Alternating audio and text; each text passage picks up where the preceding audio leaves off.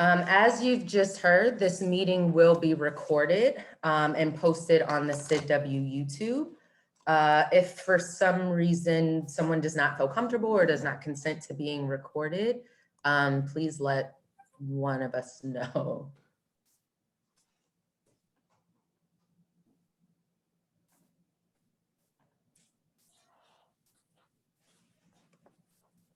All right, great. So again, welcome. Thank you all for joining us. I know for a lot of us it is 12 o'clock, so thank you for joining us on your lunch hour when you could be doing a lot of other things. But we definitely appreciate your participation, your time, and looking forward to hearing more from you as we jump into planning meeting number 2 of the newly formed SID-W work group, Race, Ethnicity, and Diversity.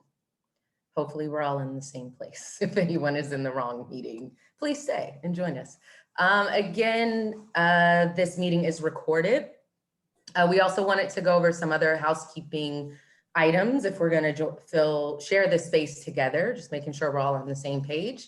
Not everyone feels like talking or using their video, that's fine. Don't feel pressure to put your video on. Also, if you don't feel like unmuting yourself, that's fine. That's why we have the chat function. So we will definitely be moderating that. Also look out for a survey that will be dropped into the chat. It is a satisfaction survey and just to get your feedback on how today's meeting went. Also, please remember to unmute yourself when you speak and mute yourself all other times.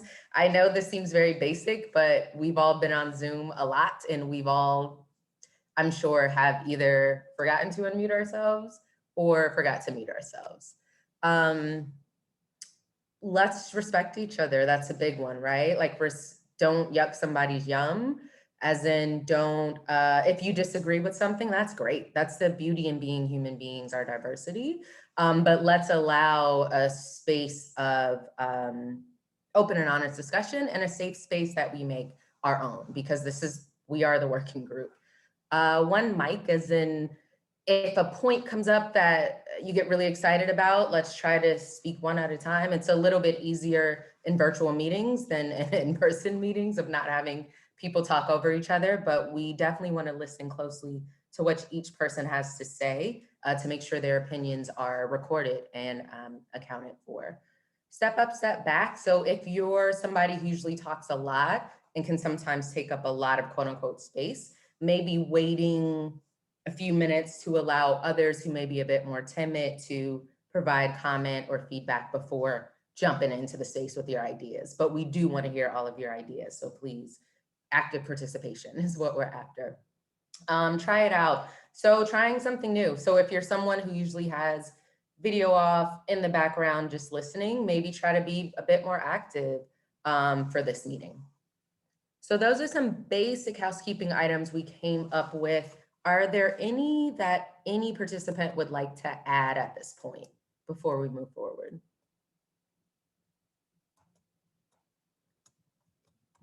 I'm looking for hands. I don't see any. All right. So we have I know we have set aside an hour and a half, but we have a very straightforward, brief agenda to discuss with you all today. We're going to figure out who's in the room, introductions. We're going to do a brief overview about what the Race, Ethnicity, and Diversity work group is about and is not about. We're going to explore some topics and events, some of which were discussed in our initial work group meeting in April, others of which Willem and I have come up with in speaking with other people. And then we're always going to conclude it, as a good meeting should, with some next steps. All right, so I'm going to take a break from talking for a minute to get to know who all is in the room. So can you all do me a favor and raise your virtual hands, because that's just the cleanest way, I think, to give roll. Also, if you want to stretch, again, I know it's the afternoon for some of us, so if you want to raise your hands just to stretch, that's great. But if everyone can raise their hands right now, and as I call your name to introduce yourself, you can put your hand down. I know that's an extra step, but in my mind, it's an easy way to make sure I get through everyone without forgetting people. Okay, again, please make sure to raise your hand virtually. I see a lot of people do not have their virtual hands raised. The purpose of doing this is to introduce yourself to the group. So it would be great if everyone could introduce themselves. All right. So how we're going to introduce ourselves, just briefly, your names, if you feel comfortable sharing your pronouns, what organization you're affiliated with, where you're based, which can be separate than where your employer is headquartered, and your favorite pandemic snack. This is random, but I was in a training a few weeks ago and I really love this soft approach to looking at the pandemic. Because I already knew the questions, I'm going to start first. Good afternoon, everybody. Good morning, depending on where you're joining from. My name is Quisha Bradley. I am the Program Development Manager with Meharry Medical College and their Strategic Initiatives and Innovations Program. They're based in Nashville, Tennessee. However, I live and work remotely from Washington, D.C. And my favorite pandemic snack has been plantain chips. Like, they just make me feel a little bit healthier than regular chips, but very tasty. Okay, with that, I'm just going to go to the first hand. Carolyn Gilbert, if you could put your hand down and please introduce yourself. Hi, my name is Carolyn. I use she, her pronouns, and I joined a small nonprofit called Population Media Center about 3 months ago. So I'm an independent member of SID, but work for them, and I am based in Vermont at the moment. And my favorite pandemic snack is this banana-based ice cream that you can make with peanut butter and chocolate, and it's pretty healthy because it has bananas in it. So I can eat a lot of it. So that's what's been nice for me. I love it. Thank you so much, Carolyn. Next, we'll go to Amy Chase. If you can please put your hand down and introduce. I feel like a game show host. Join us, Amy Chase. I love the introduction. Thank you. So my name is Amy. I pronounce are she and her. I am a project manager too at Encompass, which is based in Rockville, Maryland. I'm a project manager too on the gender programs. And I am also the co-chair for SID-US's independent consulting network group, one of the working groups. Where you're based. I am based out of my home in Arlington. So yeah, I'm not looking forward to that commute to Rockville when we have to go back to the office. Favorite pandemic snack, I have to say the skinny dipped almonds. If you guys haven't tried them, go look for it at CVS or Harris Teeter. My cousin gave me a bag during the pandemic as a part of my birthday present because she knows that I love chocolate. And these are basically chocolate covered almonds with a little less chocolate coating. So it just feels a little bit healthier. I dig it. Thanks for the tip, Amy. Next, we'll go to Swati Sadapal, please. If you could put your hand down and introduce yourself. Hello, everyone. My name is Swati Sadafal, and my pronouns are he, she, or her. And I am a senior technical advisor at University Research Corporation, URC, which is based in Chevy Chase, Maryland. And I am based in DC area. And I would say my favorite pandemic snack is ice cream. Thank you. Thank you. Next, I'll call Meg Weaver. If you can put your hand down and introduce yourself, please. Hi, everyone. I am Meg Weaver. I use she, her pronouns.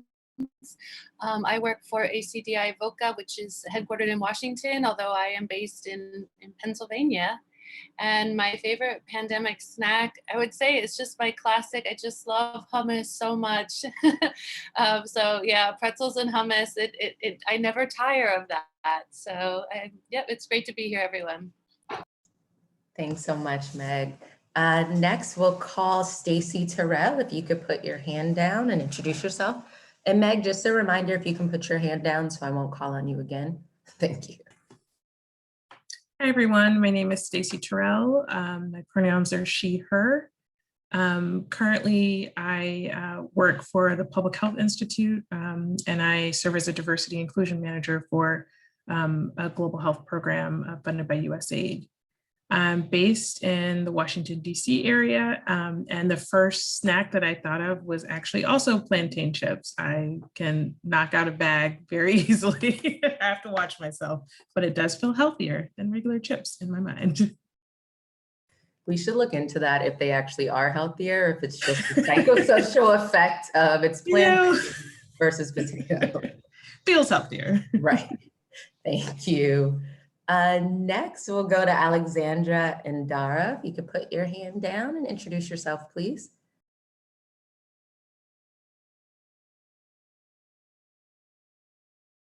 You're on mute. Oh, you can't. Oh, do you want to put it in the chat or do you want to try to reconnect for your audio? Reconnect. Okay.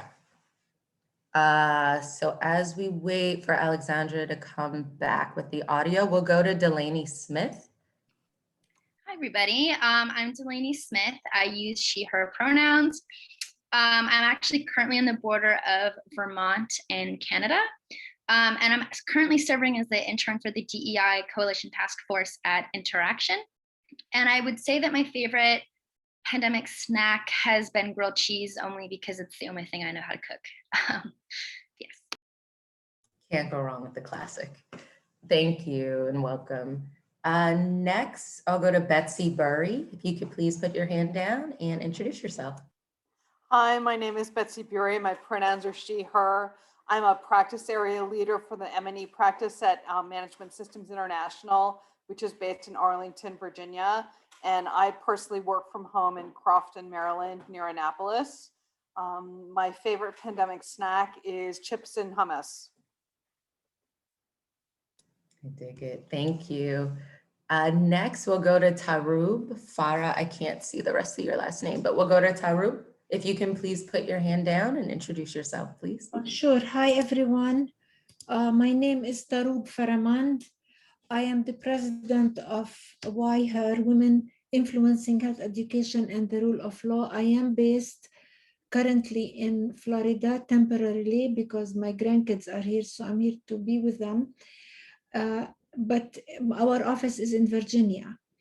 And my favorite pandemic snack is I learned to make a Middle Eastern sweet called qatayef. It's like a pancake. You stuff it with, it's a special dough, like a pancake. You stuff it with walnuts, cinnamon, and all the goodies. And then you fry it with butter, and then you put some syrup on it.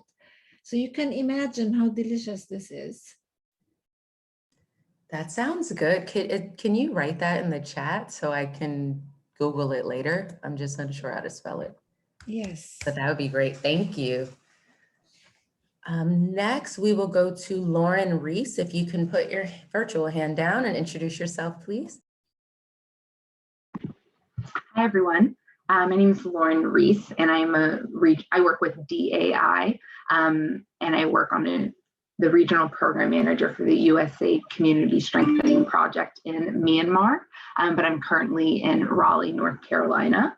And my favorite pandemic snack has been olives, because I've somehow convinced myself they're kind of a vegetable because they're green sometimes, but it's all an illusion. Thanks, everyone. Good to be with you all. Thank you, Lauren. I love the stories we've been telling ourselves in the pandemic, which is important, to be gentle with ourselves and get through the days how we get through them.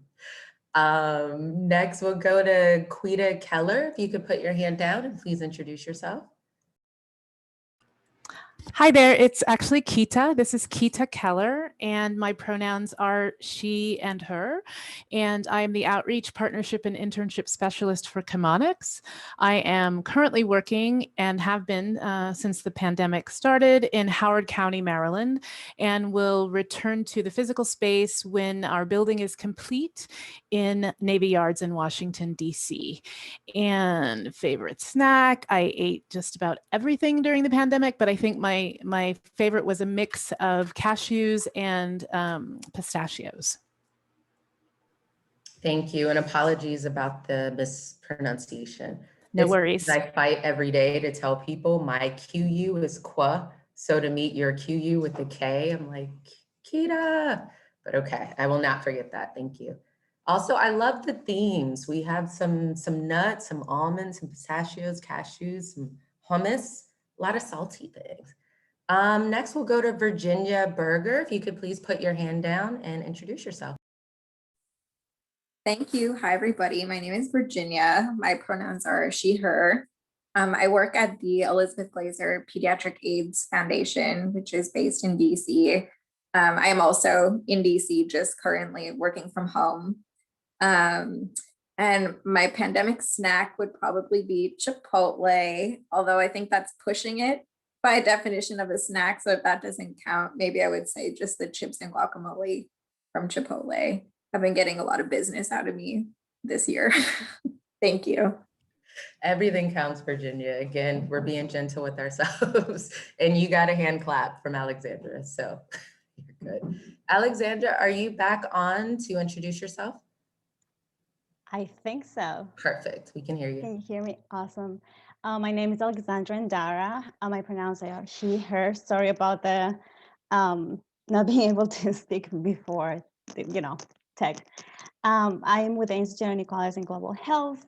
I was with the World Bank doing implementation and development of projects for 6 years before this. I'm based in DC, but right now I'm in California. So it's 9-something a.m. around here. And my favorite snack, although it's just my favorite snack ever, is lime lays. Not as healthy, but I just love them. Limeade, what did you say? Lime lays. Oh, lime lays. Yeah. So it's, again, they don't need to be pandemic healthy snacks. I eat them with salad, so, healthy. Yeah, good balance, good balance. Thank you, Alexandra. So next we are going to go to someone I'm very, very, very, very, very happy to introduce. That's a little drum roll, because for those of you, and I do recognize some of the names and faces from our first meeting in April. So for those of you who joined us a few months ago, at that time, I was the only co-chair. So I am beyond excited to introduce the official other co-chair of our work group, Willem. So Willem's the only one who is allowed to go off script with the introductions. You can definitely provide a little bit more background before we move over to SID staff for introductions. Thank you. Fantastic. Thank you, Quisha. Folks, good afternoon. My name is Willem van Niekerk. I am the co-chair, as Quisha has said, of this work group, and it is a true pleasure and honor to be with you today. A little bit about myself. My pronouns are he and him. I am currently employed as a management consultant specializing in global health, as well as virology, specifically on the African continent for a management consulting firm called Intellectual Concepts, and we're based out in Atlanta. Yet I reside in the District of Columbia in DC itself, and this is where I work from. My career has taken me from big pharmaceuticals for a decade, where I worked all across the continent of Africa in the HIV pandemic, as well as malaria and tuberculosis to a certain degree. And about 7 years ago, I started consulting, and I have consulted in women's health, reproductive health, again, virology, logistics and supply chain facilitation, redesign, getting drugs from the manufacturer to the last mile health, et cetera, et cetera. The biggest part of my responsibilities currently is to expand my employer's footprint on the African continent and work with multilateral agencies such as USAID. I don't have a specific pandemic snack, but after hours, I have been hitting the hard seltzers. So that's one of the things that I've been trying to find out what would be nice. So that is pretty much it. Quisha and I have met prior to me being a co-chair, and when things were still on the circuit. And it's a real pleasure for me to be part of this group, bring a little bit of my expertise and my point of view. I was born and raised in South Africa. And as most of you would rightly know, after 1994, the country had a very rapid change, and all of a sudden, more than 100 years of racial divide had to be overcome. Also in the workplace, I entered the workforce in 2005, and it was at that time when equity, diversity, inclusion was very much at the forefront. And in South Africa, it was not just a nice to have, it was legally mandated. So employers were scrambling. We saw some really interesting good things, also not so good things, what happened. And I do believe that I can bring a fairly unique viewpoint in terms of what it means when we discuss these very weighty items and subjects. So that being said, this is me. I'm glad to be here. If any of you want to connect, I'd be happy to do that. And I'll let Quisha take us forward. Thanks so much, Willem. With that, Paul, I will kick it over to you for a brief introduction, and then each of the SID-W staff can popcorn it to each other. Okay, sounds good. Thanks everyone for joining. It's great to see all of you here and great to see some of you from last time. As some of you may know, my name is Paul Sherman and I'm the Director of Programs for SID-W. So I help on the logistics side for all of the events that we do. So excited, as I said, excited to see everybody here. And nothing else to really add to that, but I'll just let the rest of the SID-W team take it from here and introduce themselves, maybe perhaps starting with Pebbles. Favorite pandemic snack, Paul? I don't really have one. I'm not a snack person. Noted. Thanks, Paul. Hi, everyone. I don't typically get to introduce myself because I'm behind the SID account, but great to see you all. I'm Pebbles Diaz. I'm the Membership and External Affairs Manager here at SID Washington. I use she, her pronouns. I'm currently based in DC, but I'm originally from the Philippines. And over the pandemic, I have been snacking a lot. I would say probably my favorite one would be chocolate covered pretzels, followed closely by cheese, just cheese in general. I will pass it to Jamal.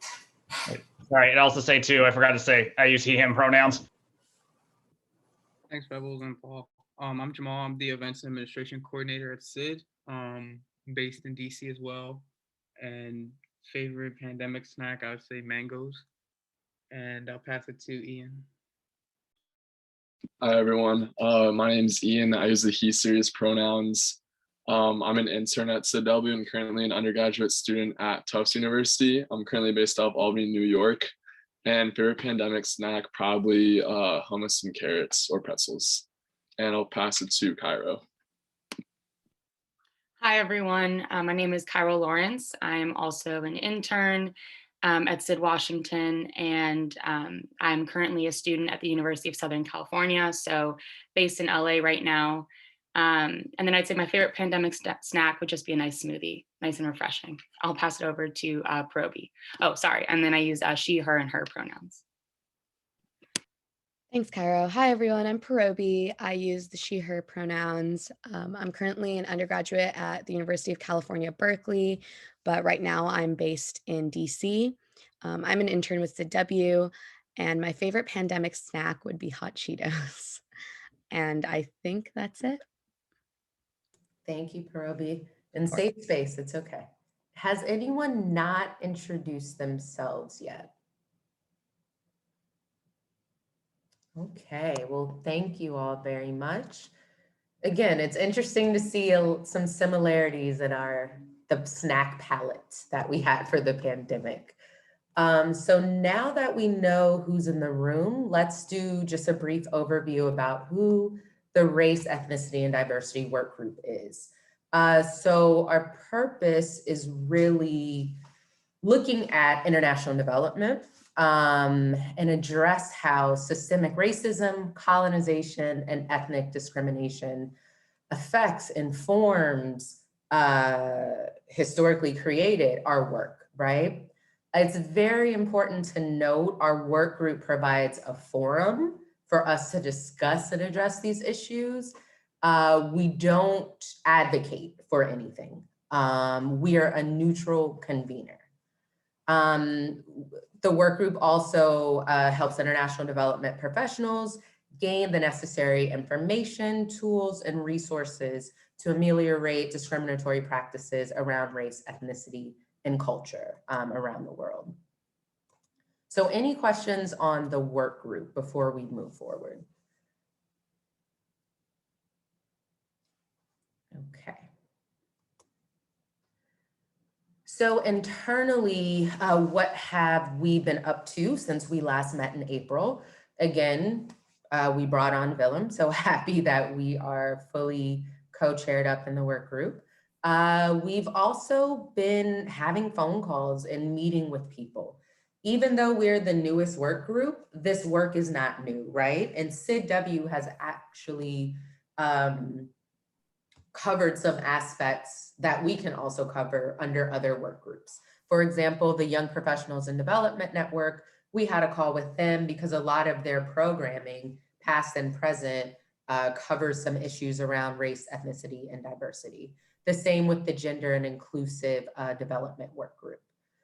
We also met with Lauren, who's on the call, and some other DAI Diversity Affinity Group representatives. And again, the purpose of these calls was really, there's synergies left and right. So it's really about Willem and I reaching out to people saying, let's keep this conversation going and let's figure out how to work together or figure out how to not duplicate efforts or even to enhance and grow what we're each trying to do. Also, what Willem and I worked on was shortlisting some of the ideas that came out of our April meeting. And that's mainly what we'll be covering today. Some of the common ideas that came out of our phone calls, but also the original ideas and interests those of you who were in our initial meeting had. Hi, Amy. Thanks for letting us know. Okay, so where are we? We're the shortlisted ideas. And again, right now the next two slides are just the shortlisted ideas or the direction in which we're flowing as the work group. And then we will open up the space for you all to provide question, comment, concern, places to add, any of that good stuff. So one event we are definitely a go for to do is in collaboration with the Gender and Inclusive Development Work Group. And this virtual event will generally be titled, "What does diversity, equity, and inclusion mean to the international development community, and why is it important?" So there's a lot that we can chop up with that topic, but we knew that's where we wanted to start. And then as we develop that out, we'll definitely be bringing forth some maybe lesser known or non-traditional speakers or panelists to really present on that topic. Another idea, and that's the only like definite event, virtual event topic that we have set in stone. Willem, I see you going on mute. Do you have something to add? No, Quisha, okay. Not particularly. Okay. So something else that was discussed amongst this group was actually talking about a way to create some kind of pipeline or pathway to increase diversity in international development via studies and actual career paths. Because it's not just when you get to the office or when you get to the corner office that you notice there's a diversity problem. That pathway needs to start somewhere, and it needs to be reinforced and guided and protected. So something that this group could choose to explore more is this idea of some sort of pathway to increase diversity in the field. Something else that came out, I know Willem and we talk about this often, but figuring out a way for this work group to really highlight or in some programming centering the non-traditional voices, right? So truly international as it relates to language accessibility. So bringing in interpreters if needed to make sure we hear the stories from non-native English speakers or having interpreters if ASL is needed. But really breaking new barriers to center in a voice that isn't often heard.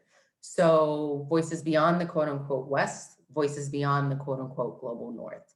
So again, it's up to us what shape or what form that takes, but that's something that has clearly come out in all of our meetings. Something else that's been very clear since our initial April meeting, but in subsequent calls, is the role of language, right? So decolonizing, examining the words we put in proposals, the words we use in reports, how we speak to each other, our lingo, our concepts, our phrases.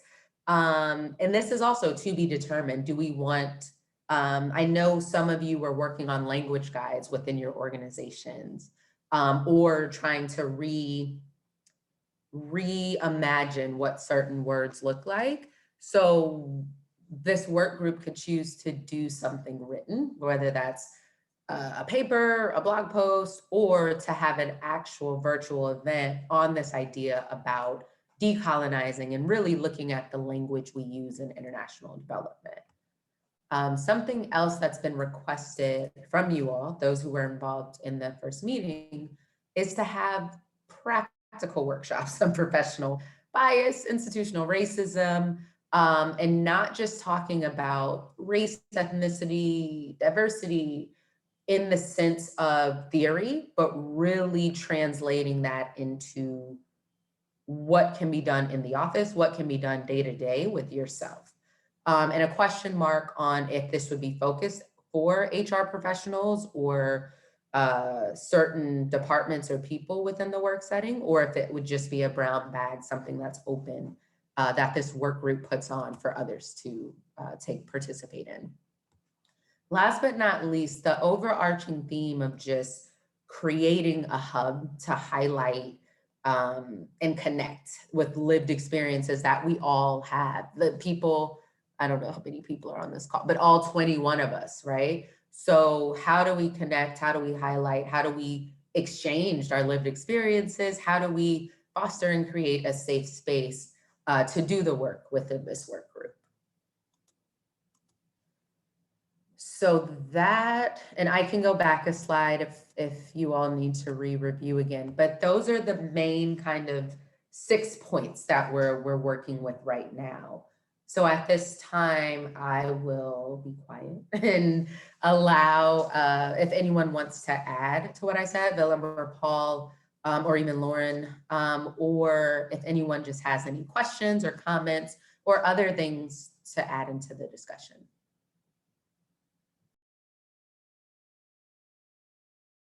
Thank you, Quisha. Let me jump into something because I've been doing a bit of research and reading, and something that I think could also bring us a better understanding is exactly in the context of global development, and especially, obviously, my field is global health.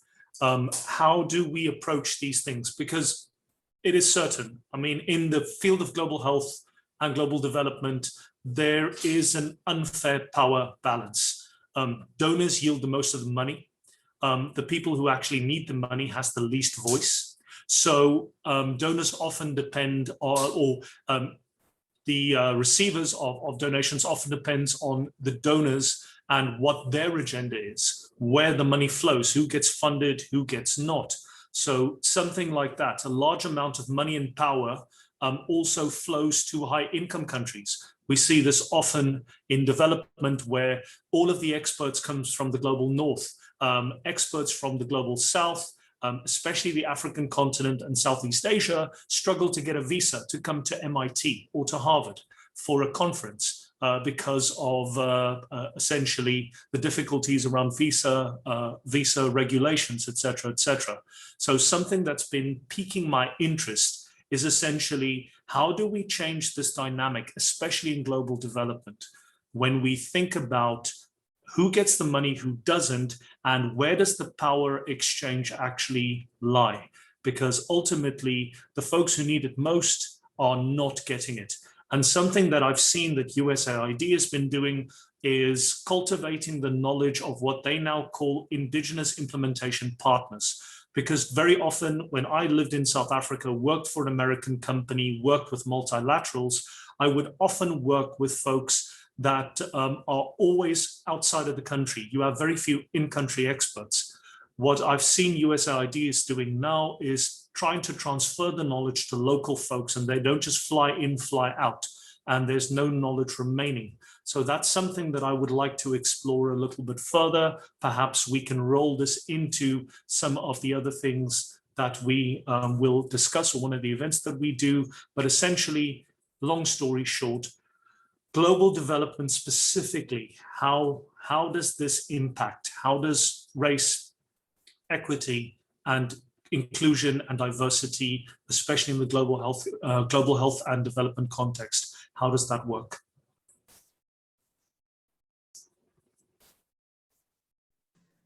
Thank you so much, Willem. As a business development person, I dig it. I love it. But I definitely want to hear from others on the point you just raised, as well as the points we covered in the slide. Lauren, I see your hand up. I'll go to you. Yeah, I have a separate comment, not to what Willem said. So if anyone else wants to respond directly to that, I'm happy to wait.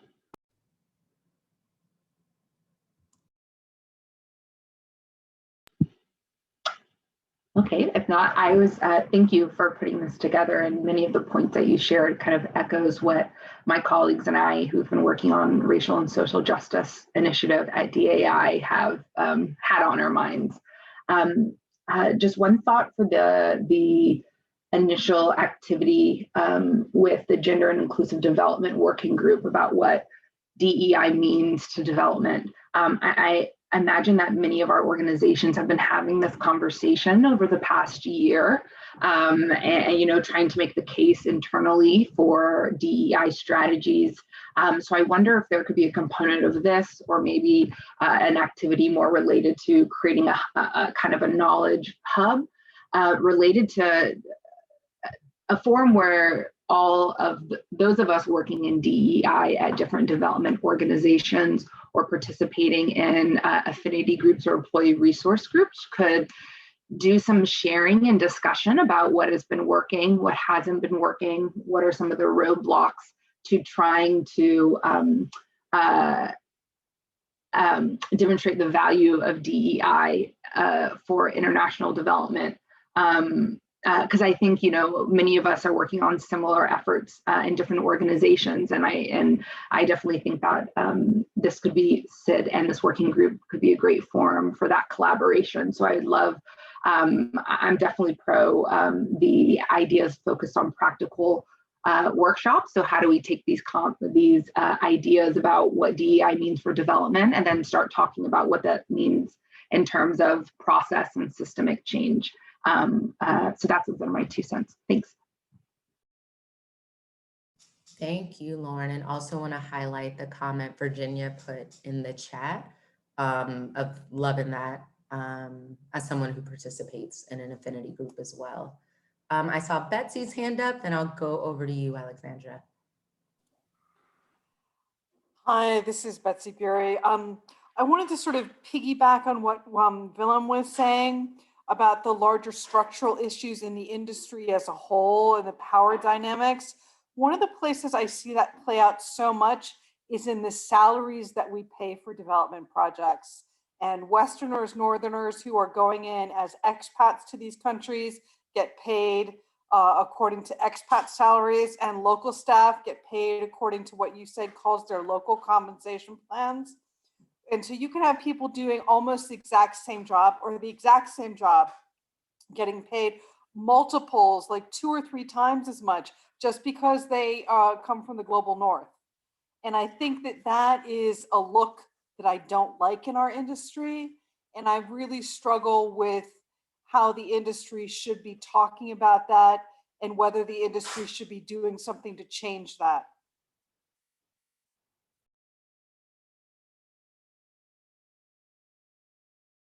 Thank you, Betsy, so much. And I put yikes in the chat because it's so true, but it's one of those things where it's like, yes, yes. And these are the types of ideas and discussions we want, like whether we'll see how it manifests, but we always want this to be a safe space and a space where we can just be real with each other. Like we all know the flaws in our industry, but how do we talk about that? How do we highlight that?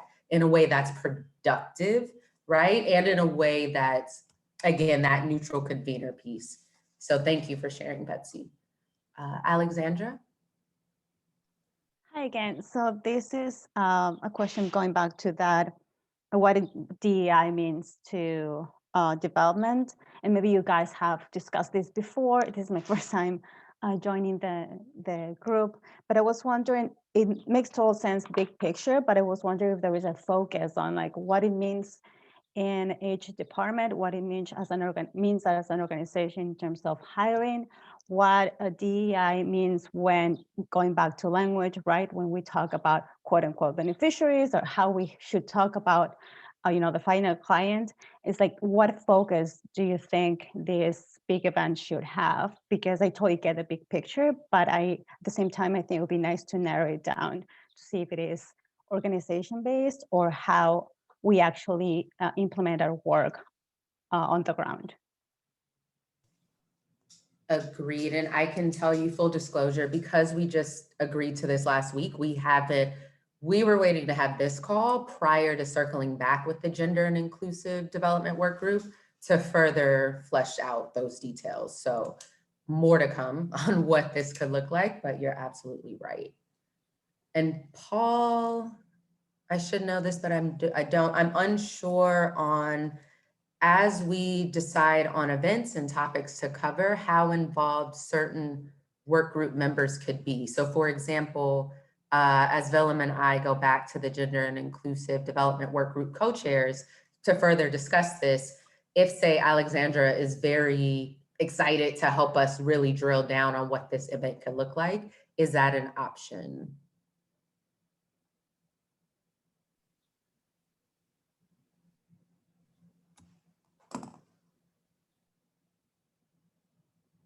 Paul or anybody from SID-W?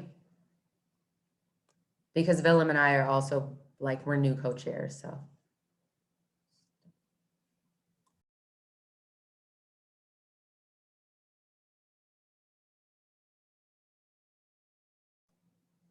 right, maybe we'll give Paul a moment, or I'll circle back after the fact, but thank you, Alexandra. Betsy, did you have another comment? I see your hands raised. Sorry, I forgot to put it down. That's my bad. Sorry. No problem. I also want to highlight, I'm looking at Lauren's comment in the chat.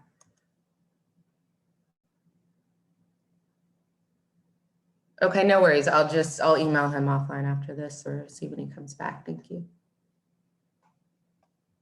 All right, so what else? There's 21 of us. We've heard from some of us, but not all. So again, it could be reactions or responses or critiques to what you've read on the slides or heard thus far, or points you would like to definitely vote for or highlight or push to make sure it gets into our limited program schedule. And by limited program schedule, I believe we're on point for 2 events. Maybe 2 to 3 events over our tenure as co-chair. And again, we have 2 years. So I know we're starting a bit late in 2021, but Willem and I will be your trusted co-chairs through 2023. So there's time, but we really, really wanted to take time to hear and listen to ideas you all have. Yeah, Quisha, I'd like to add 2 cents to that. Folks, for everybody that's on the call, we are very excited to do this, but yes, we work in the parameters of SID-W. So if we're lucky, we can do 3 events, but more realistically, it will be 2. There's an enormous amount of resources that SID-W provides for us. And we as a work group also, I would not say compete, but we also have to coexist with all the other work groups. So Paul has made it very clear to us that we need to try and distill what we want to do as best we can. So it is important for us to try and take your comment, to take your comment and try and shape 2 events that can be as inclusive and address the majority of the subjects discussed, because it is not realistic for us to think that we're going to have 5, 6 different events, and oh, we can touch on this and we can do that, etc., etc. So just to reiterate that we are limited in what we can do, hence the casting of a wide net in order to develop the two best events that we can do. Sorry, I'm back. My Wi-Fi just went out for a second, so I missed what was said. I just saw that Pebbles put something in the chat about me being away. No worries. It was just a quick question on work group member participation and how involved they can be in conversations that co-chairs have in planning a virtual event. That's up to the both of you, really. Yeah, there's nothing else to it. Yeah, other work groups haven't enlisted the help of their respective members to, well, not members, those who are interested in the work group, to put events together, bring in speakers, those types of tasks. So that's how it's typically worked. Though at the end of the day, the work group co-chairs are the ones who, and SID-W staff still obviously need to sign off on whatever comes of any discussions. But long story short is there can be some involvement from those who are on this call or those who are not even on this call. Great, thank you so much.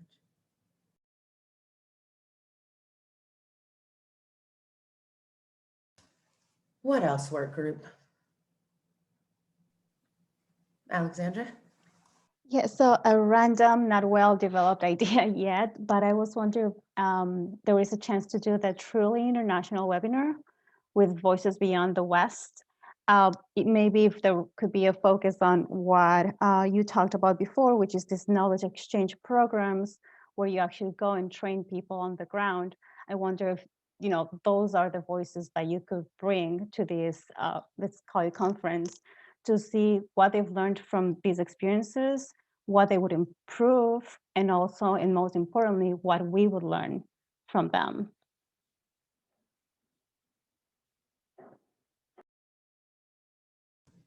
Thank you. We're definitely taking notes. And I love a good random undeveloped idea, so it's fine. Again, it's a safe space. We're brainstorming. Like, this is the idea, so it catches Willem and I's ear, so we remember when we have future conversations to sprinkle this in. Absolutely, quite so.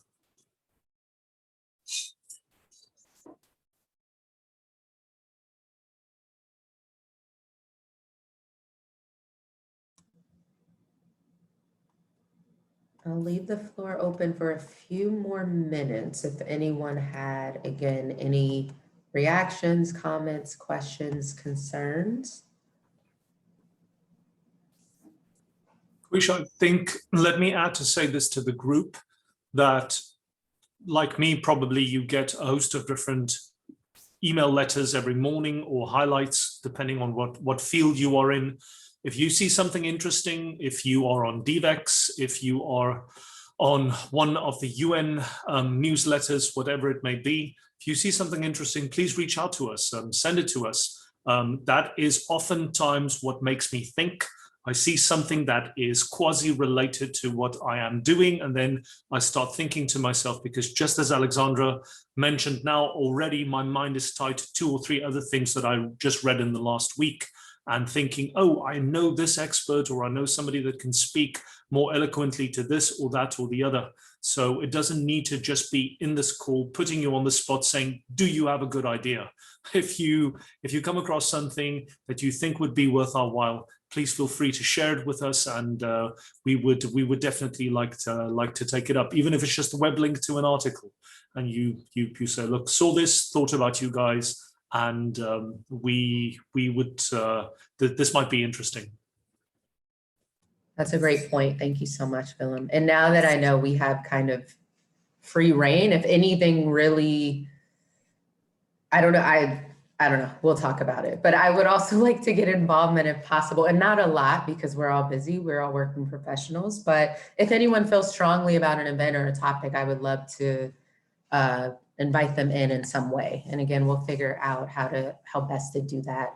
Dylan, before I forget, I think we should put our email addresses in the chat. I don't know if everyone has them. Purvi, I see your hands up. Yeah, sorry, I've just been listening in. This is my first meeting and I didn't introduce myself because I was driving. I was intending to take this from my computer and life happened. Since I didn't introduce myself, my name is Purvi and I have been working in the last few years in the UN. I came back during COVID to the US and for family reasons decided I should try to build my US aid networks out more. But I can say that, so from my perspective, like actually many of my networks are outside of the US and not in US based institutions. So this is where I feel very sort of lost and I just sort of listening to the conversation to see where everyone else is at. But I would say this to the suggestion is that I know in the last year, there have been a lot of exactly these discussions on topics of things like salary, about how to promote equity between the global north and the global south, in terms of retention. I know another big topic is accountability mechanisms and whether or not they work in a lot of these multilateral institutions.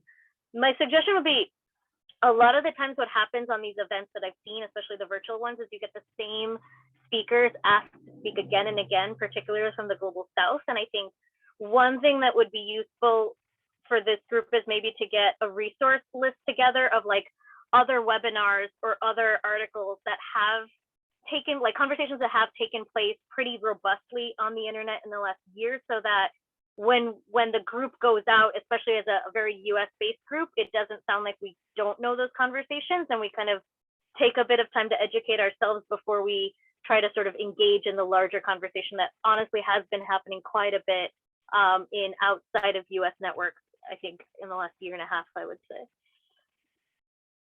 Agreed. And thank you for that addition. I hope you're driving safely. Yeah, actually, I just pulled over to say that much and I'm going to keep going now. Thank you. Thank you. Lauren, I see your hands up. Yeah, thank you. And I second what Purvi said. And I have bookmarked some existing like resource documents that have summarized a lot of articles related to decolonizing development, inequality and racism and humanitarian practice and development, which I'll drop in the chat as well.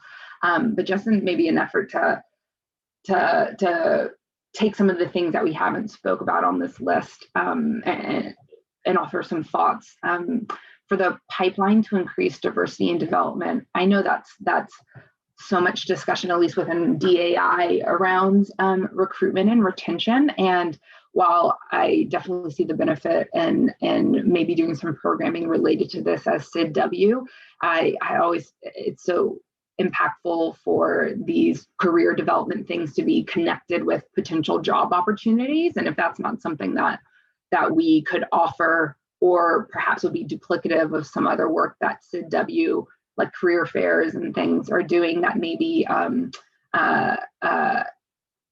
our efforts as a working group would be best served elsewhere instead of on the recruitment and retention. That might that's just one thought. And then also with the language guides, again, from my experience within my organization, you know, we've spent so much time trying to come up with common language that and it can be quite a process, and for better for worse, can affect the timeline of making some of the changes necessary for DEI and inclusion. So while I think sharing those resources will be helpful, I'd be my first maybe hesitation or thought is how creating guides or sharing those guides might detract us from some really useful organizing and collaboration and knowledge sharing that we could benefit from across the industry. So that's it for me. Thank you very much for that feedback, Lauren.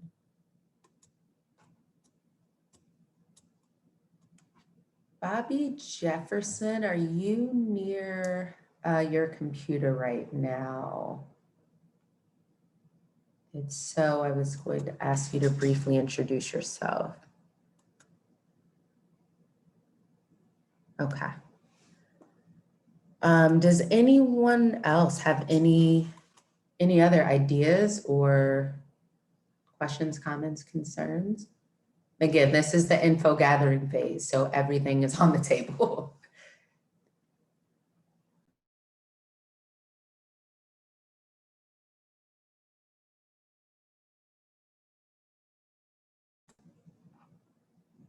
Okay, I'm looking around. I don't see anything. Okay, Delaney? I'm hesitant to mention this just because it's still in the preliminary phases, but as we talk about creating career paths for people to diversify the sector, Interaction is developing a fellowship program for mid-career professionals from underrepresented groups. And so as we kind of initiate that, it would be interesting to see if some of our members and some of your members would be interesting in either mentoring some of our cohorts, or even, contributing some of your own professionals to the program. So just keep an eye out for that. We'll be kind of launching the program announcement pretty soon. I just want to put that in people's minds as we develop it.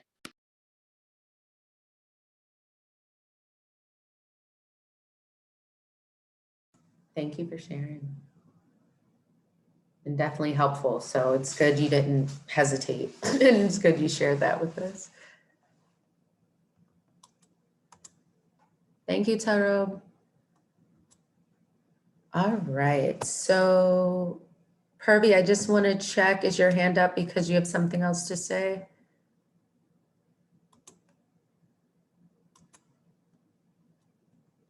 Okay. So with that, again, we will take today's discussions, today's comments, ideas, feedback, and continue to develop this out in planning our first event. So yeah, touch points are not often with the work group. It's actually rare for a SID-W work group to do 2 planning meetings. Usually it's 1, then you get the ball rolling. But again, because we are a newer or the newest work group, and because this is a massive topic and there's so much that we could cover, we wanted to make sure that we at least heard basic ideas and where this group would like to start. Wait, something just came to the chat. Okay, good. So I think I'm starting to get my head around where we are going, which is the path we were already on anyway. And I know someone on SID-W staff is taking notes right now, so notes will be shared. Alexandra, thank you for putting your email in the chat. I guess if anybody would like, Willem, let me know what you think about this. Everyone else, give us a second. But because it's up to us how we engage with our work group members, if anyone's really interested or already working on a topic or has something to contribute to a planning conversation, they should be allowed to flexibly reach out to one of us, say they're interested in some way. Does that make sense, or do you want to?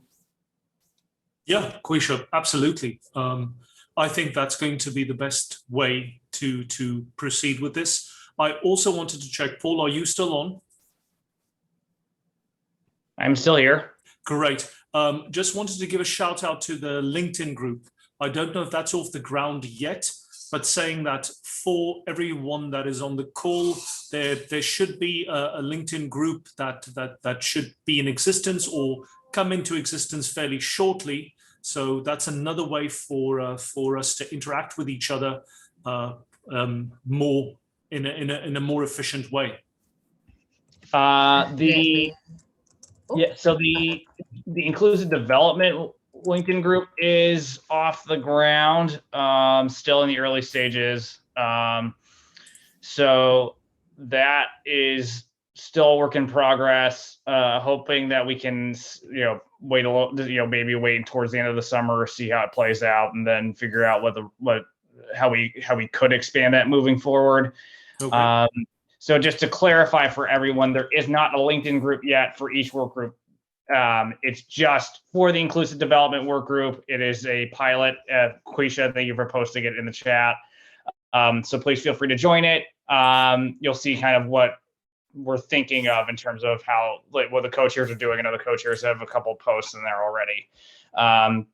Anyway, I don't want to take up too much more time, but I know because I think I see Delaney has her hand raised. Oh, I'm sorry. That's from before. My bad.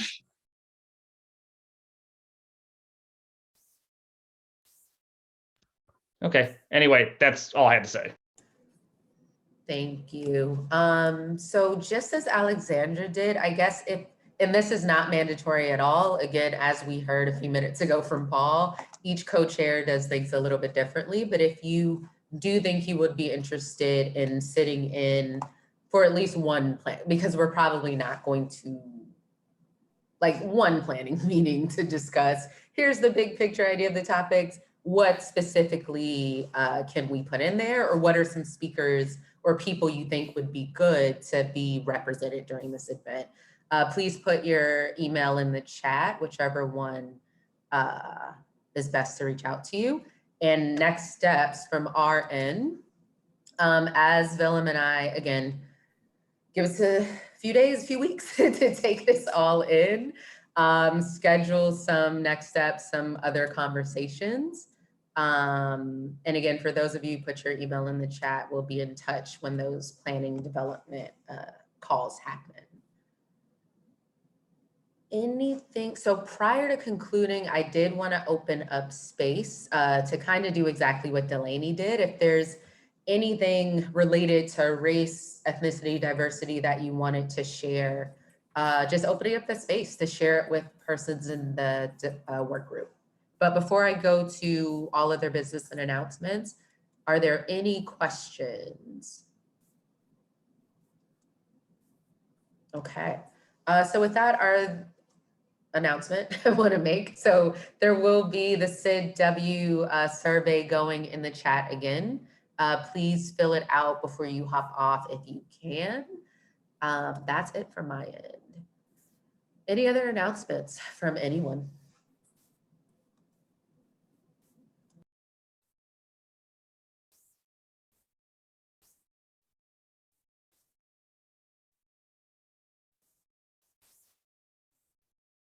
Okay. I love an efficient meeting. Thank you all so much for your participation. And again, you could be anywhere in the world today, but you chose to spend the hour with us, and we truly appreciate that. And we look forward to working with you and making this work group as awesome as possible. Thank you, everybody. Thank you, everyone. Thank you. Thank Thank you, folks. you. Have a nice afternoon.